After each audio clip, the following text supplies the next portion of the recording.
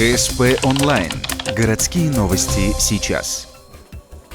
В воскресенье 15:00 Дом молодежи. Стартует акция «Перезагрузка». Необычное название, по сути, означает своего рода смотр для культурных, образовательных и просто творческих объединений Ухты. Каждая из них презентует себя. В качестве зрителей молодежь города, в том числе подростки, состоящие на разнообразного рода учетах. Событие призвано заинтересовать их конструктивным творчеством. Очень озадачены мы этой проблемой в нашем городе, что подросткам нечем заняться в свободное время. Один из актов вандализма, вы, наверное, знаете, у нас вечный огонь был разрисован, пушки разрисованы, то есть дети должны не это творить, плохие дела, так называемые, а должны заниматься творчеством. То есть, может, мы хотим стараться попробовать привлечь их свободное время, занять.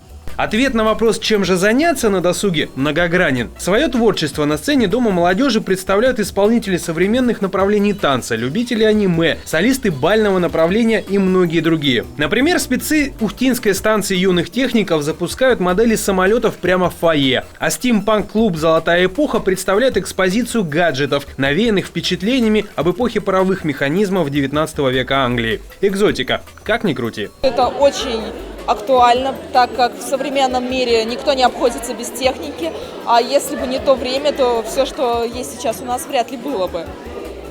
И тем не менее, это очень интересно на самом деле, создавать что-то своими руками, наряжаться в ту эпоху, возвращение в прошлое, так сказать. Октябрьская перезагрузка уже вторая по счету. В апреле состоялась пробная, и, как рассказывает начальник управления культуры, получили эффект. Поэтому решено проводить такие мероприятия раз в полгода, в начале учебного сезона и в конце. Для творческих объединений повод показать себя, ну а для молодежи выбрать свой вариант перезагрузки в культурное многообразие.